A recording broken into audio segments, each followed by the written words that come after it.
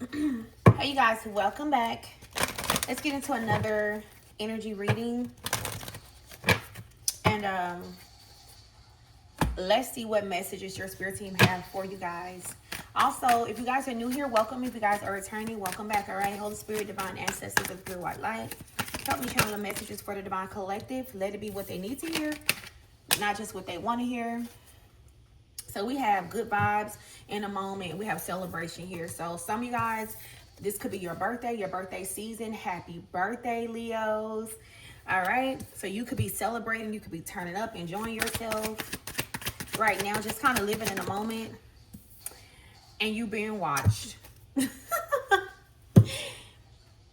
So while you're enjoying yourself, while you are turning up, catching a vibe, somebody's watching you. This person's watching you. They're paranoid. This person feels some type of way. They're insecure. Why are they watching Leo? Lord, you might be a Leo. This is definitely not a Leo reading. But you might be a Leo, okay? Or Leo in your chart. But look, can't make this shit up. Nightlife. Striptease, gamble, Vegas. You turning the fuck up. You having fun. And somebody is watching you. Why is this person watching a collective like this? Because they think you're closing out a cycle with them. Yeah, they think you done.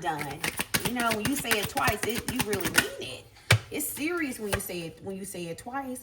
And this is somebody who want to be devoted to you. They're craving you right now. They're still attached to you. But they're not telling you this because this person might be a little prideful. They're not telling you this. Alright? Yeah, lazy. This person stayed stuck. They didn't do anything. This person literally stayed in this stagnant energy knowing damn well they only want you. That they want to be devoted to you. That they crave only you. Only you can make me feel. I can't wait to get next to you. Oh, I just can't leave you alone. Boy, you got me doing things that I ain't done. This gotta be the realest thing that I ever felt. And I'll do what I gotta do to keep you to myself. Only you can make me feel. This person say you the only one that can make them feel like this. You're the only person that turned this person on like this. And it's weird because this person didn't do nothing about it. They say you're the only one that take them there. You really do it for this person. Okay?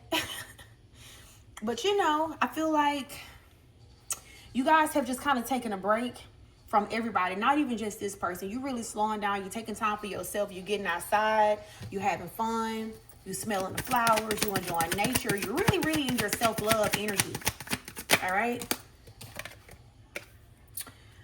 Oh, and look at this. This person is they're having a mental breakdown. 333. Could be significant. This person is going through some type of mental breakdown, collective. Probably because of karma, because it says karma, dharma, endings, loss. Oh my God. Did I say? Self-love. Self-love is the best love. You really out here just loving on yourself. You're unbothered. You're just like, you know what? What's meant for me is for me. It'll be here with me. Okay. If it's not for me, then it won't be here. Like you're just anything you want to leave, you're letting it go. Anything you want to stay, you're letting it stay. Period. You know? I think this person was kind of acting funny with you at one moment. They was kind of being antisocial for real. You know, you're not into that wishy-washy shit. Like you do or you don't. You like me or you don't like me. You love me, you don't love me. Like, you for me or you not for me. What's up, right? Yeah, whole time this person want commitment. They look at you as their husband, their wife, somebody who they're supposed to settle down with. They literally sit up and daydream about this shit, head all in the clouds thinking about you. But they act like they just nonchalant, like they genuinely just don't give a damn. But Spirit is saying, that's a lie. This person kind of made you feel like they didn't want no strings. Like they wanted no strings attached, like type of connection. They didn't want nothing dealing with no romance and stuff like that. But the whole time, this person been watching you from secret accounts. This is weird. What's going on with your buddy? Only you can make me feel. I can't wait to get next to you. I just can't leave you alone. This is somebody who tried to let you go and they couldn't. This person failed. They really did try to let y'all go. All right. They really did try to move on with their life. But every time I heard, every time I try to leave, something keeps pulling me back. Every time this person try to pull away from you, they get in their feelings. Okay, it just run their anxiety up. They start like getting anxious and like worrying, and then they start stalking you and watching you. All right.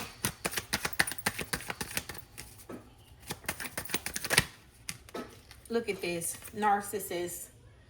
All right, but I don't think this person was a narcissist. I think this person was coming off like one. I think that you could have felt like this person was a narcissist because of the way that they was moving. I do feel like this person was moving out of ego for sure. Okay, they definitely was moving out of some type of ego, but I don't feel like this person is a narcissist. All right, yeah, this is somebody who was, you know, they was just looking for the thrills. They wasn't planning on falling in love with you. This is why they kind of panicked for real.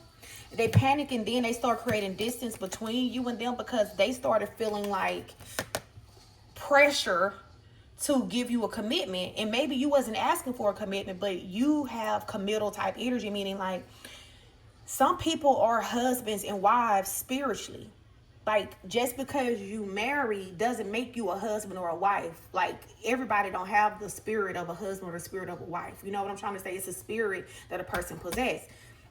That's why you see people married and you could tell that they just did it for the looks, or they just did it, you know what I mean? Like it's just obvious that that's not their splash for real. They faking it till they make it.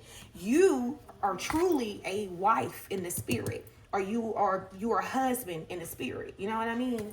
So that energy just come natural to you. So when you meet people, you get to know them. They want to commit to you so fast. They want to commit to you. And I know it was the same way with this person. And they started feeling anxious, feeling like they needed to make a decision, time running out, I'm about to lose them. Like, I want to commit to them because this is the type of person that you commit to. This is a husband, this is a wife, okay? But this person buckled on the pressure. Not that you was putting any pressure on them, because you wasn't. 9/11 could be significant. So this person decided to create distance between you and them, you know, which created some type of karmic cycle between you and them. This repeated cycle, this in and out, this going goes in and out type of energy. This started kind of making you tired. You got exhausted and burnt out. You could have just chunked up the deuces to this person, blocked them, moved on, because this person had ample time to make a decision or tell you what they wanted with you, even though you felt it because you intuitive as hell. All right, you already knew the truth with illumination, truth, discovery, and awakening. You're very gifted, so you knew what this person wanted. They just wasn't saying it. This person wore themselves out doing this shit to you. They're tired. They're tired of running. They're tired of sitting in this energy of memories, being sad all the damn time. All right, having to watch you from a distance and, you know, just kind of like fantasize about you guys and hope and daydream about what life would be like if they would have just told you what they wanted with you, but they rejected you instead. They rejected you. All right. I do feel like this energy is hopeful that you and them will come to some type of an agreement, or you will still be open to connecting with them or reconciling with them. But they also know that what they did to you is considered a betrayal. It caused you a lot of pain. All right. You feel like they played mind games. They love bombed you. They was deceptive. All right. So they know the impression that they left. They know the impression that they left on you. And this kind of got this person feeling a little hopeless. Like, like all hope is lost. You know what I mean? Like, you know, this person could be getting readings. So whether you know it or not, this person's probably going on Etsy, finding them a reader, asking questions about you. Are you moving on? Have you let them go completely? You know what I mean? Like, this person definitely got a reading. And getting readings are more common today than what it used to be. So it's not just crazy, berserk, crazy. Okay, when you hear somebody say, oh, your person got a reading on you. Everybody is getting readings. Even the ones who say that they don't believe in tarot, they lie. Because in order for you to be in my comment section saying you don't believe in tarot, then why am I on your algorithm?